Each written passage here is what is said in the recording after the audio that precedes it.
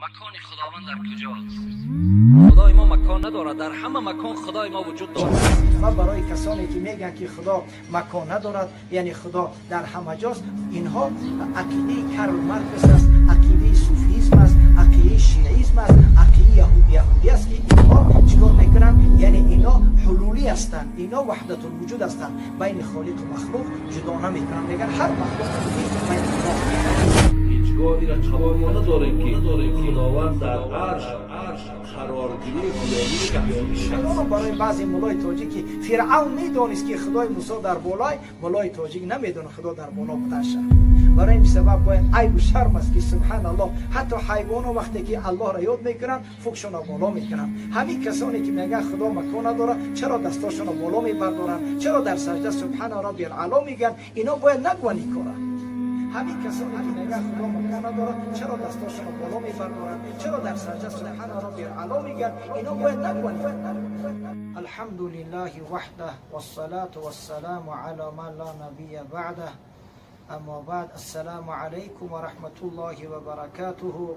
بعضی برادران مسلمان سوال کردند که بابای ایشان درباره مسئله که خیلی در بین مردم آوازهای زیاد و خیلی اختلافات زیاد دارد که در اکثر معرکه ها ملاها را سوال میکنن که آیا خدا در کجاست؟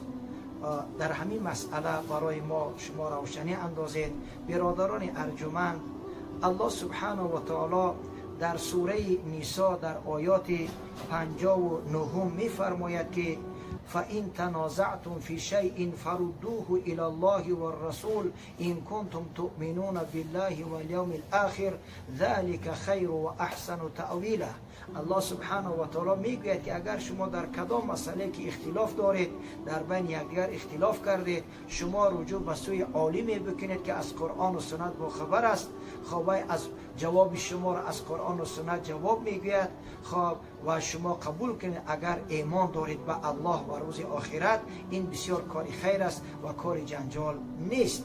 برای می سبب الله سبحانه و تعالی در سوره احزاب میگوید که و ما کان للمؤمن ولا مؤمنة اذا قضى الله ورسوله امرا ان یکون لهم الخيرة من امرهم و من یعص الله و رسوله فقد ضل ضلالا مبینا.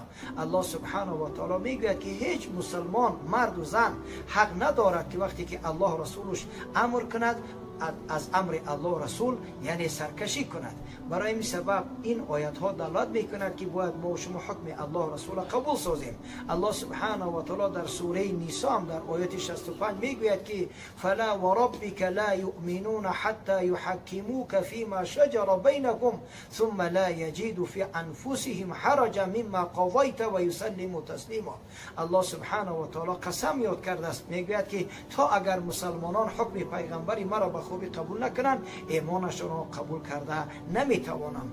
از همین لحاظ الله سبحانه و تعالی باز در سوره نساء میگه در آیات 115 و من یشاقق الرسول من بعد ما تبین له الهدى و یتبع غیر سبیل المؤمنین نولیه ما تولی و نصلیه جهنم و ساءت مصیرا. هر کسی با رسول خدا اختلاف میکند یعنی حکمش را قبول نمیکنه، الله میگه که در جهنم میاندازم. یعنی آیت در این باره زیاد است. خب در جواب یعنی در جواب مسئله میاییم و برای هر یک فرد مسلمان معلوم است که اگر کسی که از قرآن و یعنی از احادیث با خبر باشد در این مسئله، در بالای علوی الله سبحانه و تعالی، در بالای بلند بودن ذات الله سبحانه و تعالی بر بالای خلقش، یعنی الحمدلله العالمین رجوع به سوی کتاب الله کند، سنت پیغمبر علیه السلام بکند، معلوم میشد که کتاب و سنت دلالت آشکارا دارد به همه، به طریق دلالت آشکارا که الله سبحانه و تعالی بسیار بلند است، از همه مخلوقاتش بلند است، و ذاتش از همه مخلوقاتش فوق است یعنی بالا است. یعنی برای می سبب یعنی الله سبحانه و تعالی در آسمان بودنش چی میگه؟ مراد از آسمان در هر آیت در حدیثی که آماده باشه که الله در آسمان است یعنی الله در بلندی است. الله سبحانه و تعالی چی میگه؟ ام امنتم من فی السماء ان یرسل علیکم حاسبا فستعلمون کیف نذیر.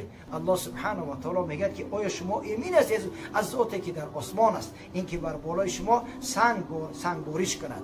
خب برای این سبب الله در این آیه چی میگه؟ ام امنتم من فی السماء، یا که سبحان الله سبح اسم ربک الاعلی، یا که چرا مردم در سجده سبحان ربی الاعلی میگن؟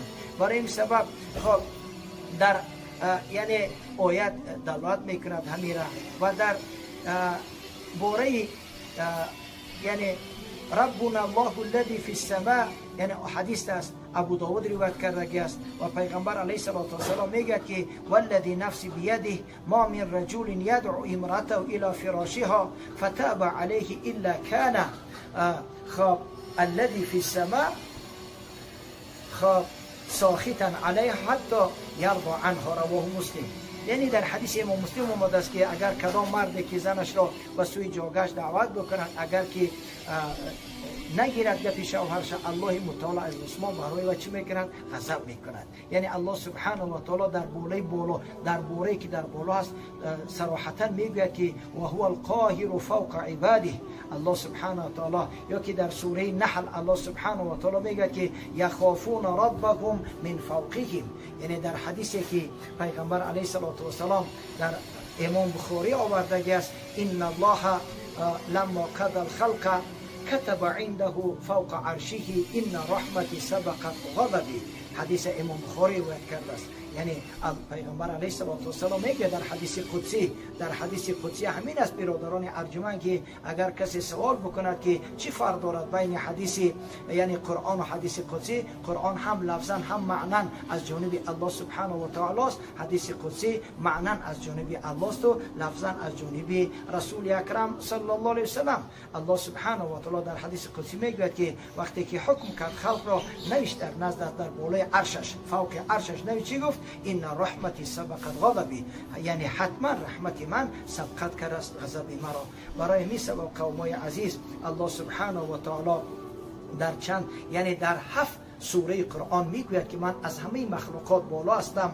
الرحمن علی العرش استوى، یعنی در 7 سوره میگوید و در 100 آیت دیگر الله سبحانه و تعالی میگوید که من در آسمان هستم. حتی در مسند امام ابو حنیفه رحمت الله علیه که چند حدیث جمع کرده در اونجا، معاویه بن حکم پیغمبر علیه السلام وقتی که چهرهش را میزند با لفظ این الله گفته میپرسد. کسی که ذره از علم عربیت با خبر است، عینه برای ظرف مکان است. خب ای بس برای انسانی که ظرف مکان از ظرف زمان جدا کرده نتواند. بنابراین لحاظ من الحمدلله العالمین صدها آیت و صدها حدیث آورده میتوانم که الله سبحانه و تعالی در بالا است. حتی معراج پیغمبر علیه السلام قصه ش بخونید. حتی از این فروتر در شرح یعنی در شرح عقیده طحاوی ابوالعز حنفی از امام ابو حنیفه رحمت الله علیه برای شما گوشزد میکنم و میخوانم که چی گفته است.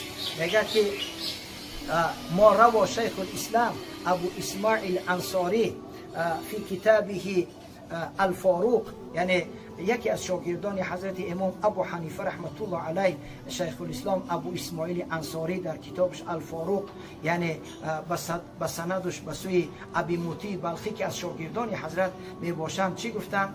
گفتن انه سأل ابو حنیفه رحمه الله عمن قال لا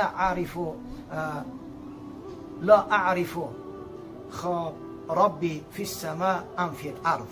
یعنی این شاگردی یعنی ابی موتی بلخی، یعنی که از که شیخ الاسلام ابو اسماعیل انصاری از استادش که ابی موتی بلخی یکی از شاگردان حضرت بودن، امام ابو حنیفه رحمت الله علیه بودن، که از استادش پرسیدن، از حضرت امام پرسیدن که حضرت یک کس میگوید که لا اعرف ربی فی السماء ام خب لا اعرف ربی فی السماء ام فی الارض، یعنی من نمیدونم پروردگارم رو که در آسمان است یا در زمین است. فقال قد کفر، حضرت امام جواب گفت که این شخص کافر است. برای چی؟ لان الله تبارک و تعالی یقول الرحمن علی العرش استوى، رحمان بر بالای عرش قرار دارد.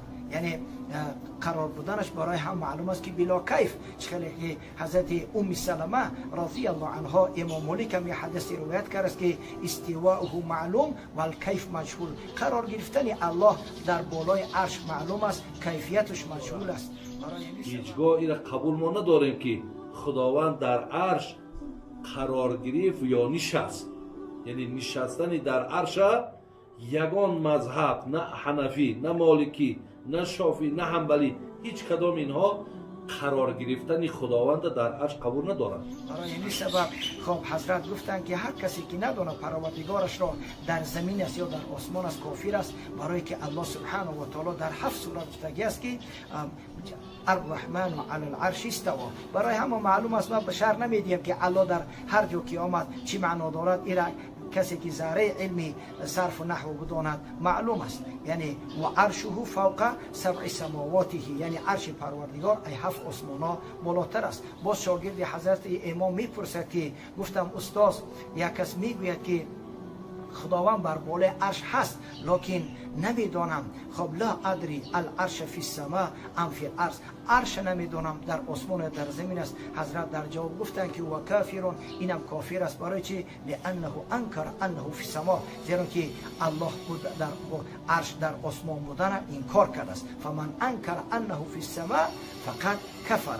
یعنی کسی که الله بودن یعنی میگه که عرشش از 7 آسمان بالاست، هر کسی عرش بالا بودن نداند که انکار کند اینم کافر است. برای اینکه از یعنی جنت الفردوس خیلی که پیغمبر علیه السلام میگوید که شما وقتی که جنت الفردوس طلب، شما جنت طلب کنید، جنت الفردوس طلب کنید، برای که از همه بلندترین طبقه جنت الفردوس است. پتوا که جنت الفردوس یعنی چی است؟ یعنی عرش الهی است، از وی بالا الله است، از الله بالا چیزی نیست. علم الله در همه جاست، خود ذات الله از همه مخلوقاتش بالاتر است. ما برای کسانی که میگن که خدا مکان ندارد، یعنی خدا در همه جاست، اینها عقیده کارل مارکس است، عقیده صوفیسم است، عقیده شیعیسم است، عقیده یهودی است که اینها چیکار میکنن؟ یعنی اینا حلولی هستند، اینا وحدت الوجود هستند، بین خالق و مخلوق جدا نمیکنن. میگن هر مخلوق دیدی وای الله است. برای چه خیلی که اینها میگن که شکر در چای میندازی میکوبی، یعنی فقط چای میتواد، میگن که اینا چی است؟ همین هر مخلوق دیدی اینا چی هستند؟ اینا حتی ما برای شما این مردمی زیبای مسلمان تاجیکستان میگم، ما حیرانم برای بعضی مولای تاجیکی فرعون میدونست که خدای موسی در بالای، مولای تاجیک نمیدونه خدا در بالا بودنش. برای این سبب باید عیب و شرم است که سبحان الله حتی حیوان وقتی که الله را یاد میکنن فوقشون بالا میکنن. همین کسانی که میگن خدا مکان نداره چرا دستاشون بالا میبردارن، چرا در سجده سبحان ربی الاعلی میگن؟ اینا باید نگوانی کاره. برای این سبب حتی یک مادری پیری که 100 ساله است اگر بگو بچه جان در حق ما دعا کن، میگه خدای تو سر همین فرزند مرا حفظ کن. لیکن مولای تاجیک نمیدوند خداش در کجاست. برای این سبب جوانان عزیز، مادر و خواهران عزیز، یعنی پروردگار ما همیشه بالا بود، پیش خلق آسمان و پیش خلق آسمان و زمین در بالا بود و بعد آسمان و زمین هم خلق کردن همیشه در بالاست، از همه مخلوقاتش بالاست و همه مخلوقات در پایان الله است و الله همیشه بلند است. از زمین از هر کسی الله گفت خوشش به سوی بالا می رود. برای این سبب خواهش میکنم که عقیدتون را صحیح کنید و به گپ او دروغایی که میگن قبول نکنید. این عقیده همش باطل است. یگانه عقیده قرآن و سنت میگه که الله ما همیشه بلند است و بلند باقی میماند. السلام علیکم و رحمت الله و برکاته. هذا وتين وفي طياته قبس من عطر الورد